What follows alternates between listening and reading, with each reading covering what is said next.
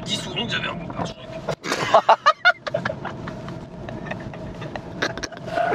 Oh putain.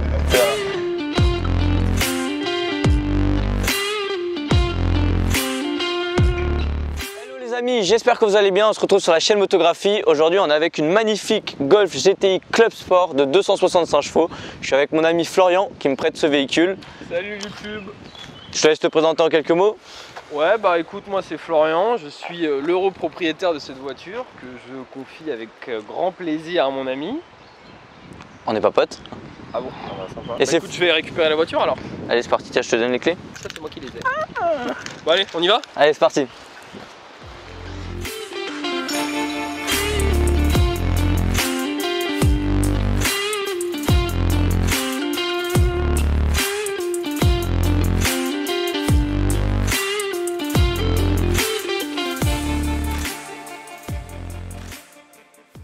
Au niveau de l'extérieur, il y a peu de changements avec la GTI classique. On retrouve évidemment le logo GTI à l'avant avec cette magnifique couleur rouge propre au GTI. Si on fait le tour de la voiture, donc là on est sur des jantes de 17 pouces.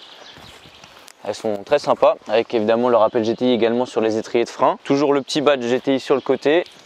Celle-ci est dotée d'un toit ouvrant.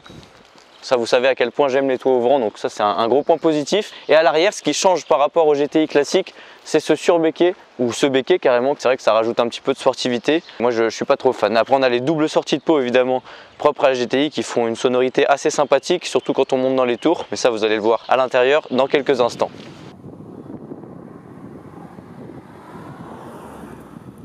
Au niveau de l'intérieur, on se retrouve dans un habitacle qui a légèrement vieilli, c'est vrai parce que c'est une voiture de 2016. Sur les nouvelles GTI, ils ont inséré des nouveaux volants, des nouveaux compteurs, donc ce qui est normal, la voiture a 5 ans. On est très bien installé dans des sièges en cuir. Ce que j'aime bien, c'est qu'il y a des surpiqûres rouges un petit peu partout, que ce soit sur les sièges, sur la boîte de vitesse et sur le volant, qui d'ailleurs est en Alcantara, tout comme l'agrément à la boîte de vitesse. Donc ça rajoute pas mal de sportivité et de qualité. C'est assez confortable, même les suspensions sont assez agréables, donc c'est assez confortable à conduire. Et globalement, non, c'est assez bien fini. En même temps, c'est des matériaux assez nobles dans l'ensemble, donc ça c'est un bon point.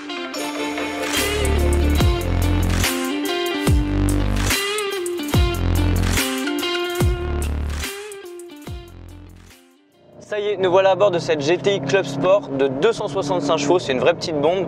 Elle a été faite à l'occasion des 40 ans de la GTI, donc Volkswagen a voulu marquer le coup avec ce modèle. Au niveau motorisation, c'est un 2 litres TSI de 265 chevaux, boosté à 290 grâce à l'overboost à la 3e vitesse. Cet overboost permet d'augmenter le couple de 30 Nm entre la 3e et la 6e vitesse, passant de 350 Nm à 380. Donc ça permet également d'améliorer la radicalité de la voiture, qui est beaucoup plus performante et plus joueuse que ses autres sœurs de la gamme GTI.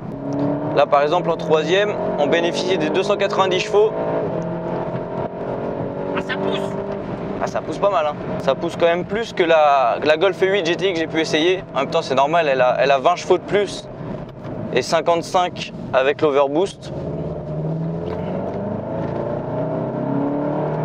Et le châssis est assez performant. Je sais qu'il est assez critiqué pour la gamme GTI, mais là il est assez performant. La voiture s'insère assez bien dans les virages. Ça c'est vraiment plaisant. Elle a balle 0 à 100 en 5 secondes 9, donc ce qui est légèrement moins bien que sa concurrente la 208 GTI. Mais justement grâce à l'overboost, elle permet de la distancer un petit peu à partir du 3e rapport. Donc ça c'est vraiment sympa. Bon après c'est plus les performances sur circuit parce que sur route évidemment on est limité. La sonorité est également très sympa. À chaque passage de rapport, il y a une déflagration assez prononcée.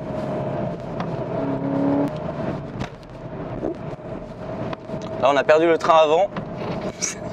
Au niveau de la boîte de vitesse, c'est une boîte DSG donc, qui passe les rapports superbement bien. D'ailleurs, les palettes sont très incisives, c'est super agréable. Au-dessus, il y a la Club Sport S qui développe 310 chevaux. Après, évidemment, il faut passer sur la gamme R pour les Golf chez Volkswagen, où là, on passe en 4 roues motrices et avec un nombre de chevaux encore un peu plus élevé. Mais franchement, celle-là, déjà, elle suffit largement pour s'amuser.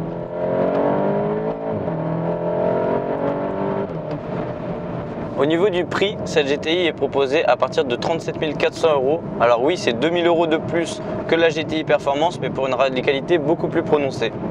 Bon les amis, petite pause, n'oubliez pas d'aller suivre les réseaux sociaux, que ce soit Instagram ou TikTok, c'est marqué juste ici. Je compte sur vous, on est plus de 10 000 sur les deux réseaux, on vise les 20 000, donc allez vous abonner. On m'a dit souvent que j'avais un bon pare-choc.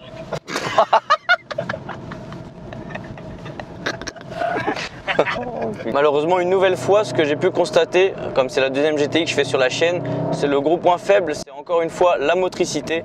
Là on est sur des routes sèches, mais elle a du mal à passer la motricité lors de la première et parfois la deuxième. Alors sur route mouillée, je vous explique même pas. D'ailleurs on va faire un launch control. On se met en ESC Sport, pied sur frein, pied accélérateur. Et c'est parti. Voilà, alors, on reste sur place. Par contre dès qu'elle passe la deuxième, ça y est, elle prend du grip. Puis la troisième avec l'overboost, ça y est, on est propulsé. Mais c'est fou, la première, on reste quasiment sur place. D'ailleurs, elle sert pas à grand chose. Il devrait commencer à la 2 directement, Volkswagen.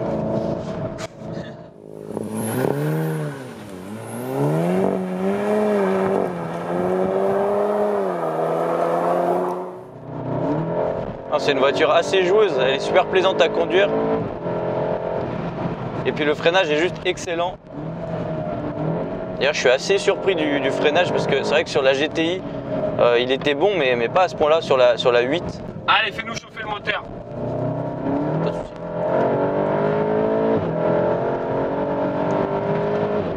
Ah, quand on rétrograde aux palettes, la sonorité est vraiment sympa. Hein. Elle fait des petits retours. Ah, c'est vrai que sur route sèche, elle est quand même très agréable à conduire.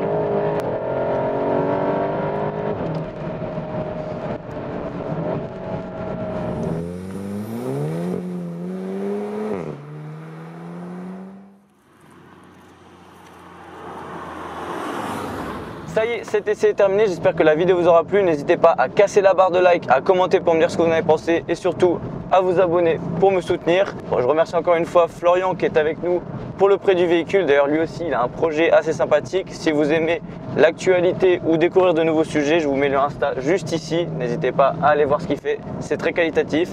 Et on se retrouve bientôt sur la chaîne Motographie.